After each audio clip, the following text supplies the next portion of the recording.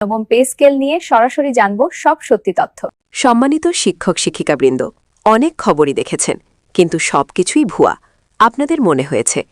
আজকে কিন্তু সত্যি খবর নিয়ে আপনাদের মাঝে হাজির হয়ে গেছি, তাই ভিডিওটি না স্কিপ করে সম্পূর্ণটাই দেখুন।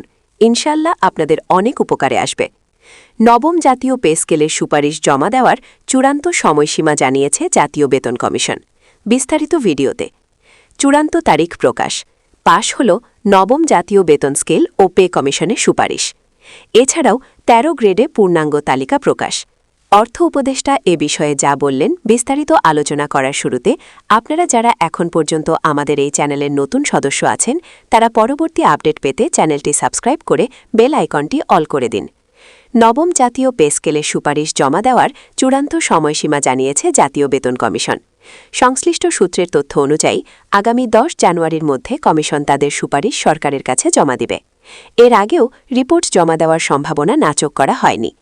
পে কমিশন একটি সূত্র জানায়, নবম পে স্কেলের গ্রেড সংখ্যা, সর্বনিম্ন ও সর্বোচ্চ বেতন নির্ধারণ সহ কয়েকটি গুরুত্বপূর্ণ বিষয় এখনও চূড়ান্ত সিদ্ধান্তে পৌঁছাতে সম্ভব হয়নি। কোন গ্রেডের জন্য কত বেতন নির্ধারণ করা হবে, এসব অমীমাংসিত বিষয় নিষ্পত্তির জন্য আরও অন্তত ২টি পূর্ণ কমিশনের সভা আয়োজনের পরিকল্পনা রয়েছে। আগামী ১০ জানুয়ারি চূড়ান্ত সভায় সব সদস্যের মতই হলে তবেই চূড়ান্ত প্রতিবেদন জমা দেওয়া হবে। নাম অপ্রকাশিত রাখা শর্তে জাতীয় বেতন কমিশনের একজন গুরুত্বপূর্ণ সদস্য বলেন, ১০ জানুয়ারির মধ্যে সুপারিশ জমা দেওয়ার একটি বাধ্যবাধকতার সময় বেঁধে দিয়েছে প্রধান উপদেষ্টা। প্রয়োজনে এর আগেই প্রতিবেদন জমা দেওয়া হতে পারে।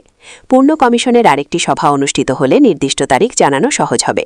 তবে ইতিমধ্যেই ১০ই জানুয়ারি চূড়ান্ত ডেডলাইন হিসেবে উপস্থাপন করা হয়েছে।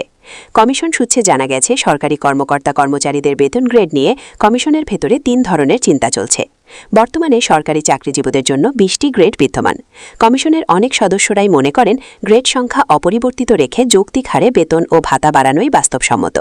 তবে বৈঠকে থাকা বিভিন্ন সংগঠনের নেতারা দাবি তুলছেন, যদি গ্রেড সংখ্যা অপরিবর্তিত রেখে বেতন বৃদ্ধি করা হয়, তাহলে কর্মচারীরা বৈষম্যের শিকার হতে পারেন।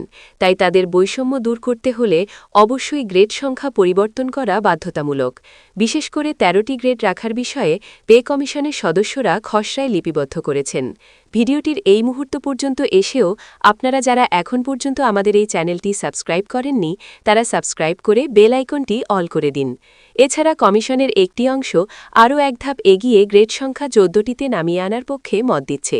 তাদের যুক্তি, গ্রেড বেশি থাকলে বেতন বৈষম্য বাড়ে, তাই কম গ্রেডে বেতন কাঠামো নির্ধারণ করলে বৈষম্য তুলনামূলকভাবে কম হবে। পে কমিশনের এক সদস্য জানায়, গ্রেড সংখ্যা আগের মতো থাকবে নাকি কমানো হবে। এ বিষয়ে পে কমিশনের একাধিক সদস্যরা বলেন, অবশ্যই গ্রেড সংখ্যা পরিবর্তন করা হবে। আমরা যেভাবে কাজ করছি, এতে ১৩টি গ্রেডে নবম পে স্কেল বাস্তবায়ন করার সুপারিশ জমা দেওয়া হবে। ১৩টি গ্রেডে নবম পে স্কেল বাস্তবায়ন করা হলে সরকারি চাকরিজীবীদের দীর্ঘদিনের যত ধরনের সমস্যা ছিল, সকল সমস্যা দূর হবে। তবে বিভিন্ন বিষয় এখানে সংযুক্ত থাকায় সকল কাজে ধীরগতিতে হলেও আগামী ১০ তারিখের মধ্যে পে কমিশন তাদের রিপোর্ট জমা দেবেন। এদিকে নবম পে স্কেল নিয়ে বিভিন্ন সংগঠন ও সংস্থা থেকে পাওয়া মতামতগুলো গভীরভাবে বিশ্লেষণ করছে কমিশন। এতে এখনও পুরো প্রতিবেদন লেখার কাজ শেষ করা যায়নি। ইতিমধ্যে কমিশনের একটি সূত্র জানায়, সরকারি কর্মচারীদের সাম্প্রতিক মহাসমাবেশ বা ঘোষিত কাঠামো কর্মসূচিতে কমিশন বিচলিত নয়। তারা বাস্তবসম্মত ও টেকসই একটি বেতন কাঠামোর সুপারিশ তৈরিতে মনোযোগী। তারা চাচ্ছেন, আমরা এবার নবম পে স্কেল বাস্তবায়ন করব। সেটা অবশ্যই আগামী ৫ বছর পর্যন্ত বহাল থাকবে।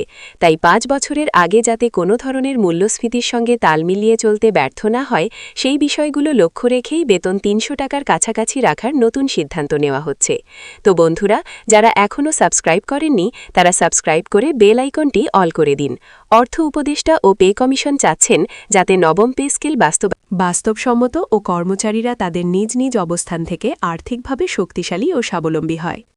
অর্থপ্রদেশ বলেন, সকল সিদ্ধান্ত বাস্তবায়ন করার লক্ষ্যে সংশ্লিষ্টরা যথেষ্ট চেষ্টা চালিয়ে যাচ্ছেন। আমরা আশাবাদী, আগামী ১০ তারিখের মধ্যে একটি গ্যাজেট প্রকাশ করে সরকারি চাকরিজীবীদের দীর্ঘদিনের যে সমস্যা ছিল, সকল সমস্যার সমাধান করা হবে। প্রধান উপদেষ্টা গতকাল বলেন, আমাদের যে ধরনের কার্যপ্রক্রিয়াগুলো সমাধান করার কথা ছিল, আমরা ইতিমধ্যেই সকল কিছু বাস্তবায়ন করছি। এখন শুধুমাত্র গ্যাজেট প্রকাশের জন্য অপেক্ষায় আছি। অর্থ মন্ত্রণালয় থেকে গ্যাজেট প্রকাশ হওয়া মাত্রই সরকারি চাকরিজীবীরা সকল ধরনের সুযোগ সুবিধা পাবেন। 25 সদস্যের যে কমিশন গঠন করা হয়েছে সেখানে সাবেক অর্থসচিব আমাদেরকে আশ্বস্ত করেছেন আগামী 10 তারিখের মধ্যে গ্যাজেট প্রকাশ করা হবে।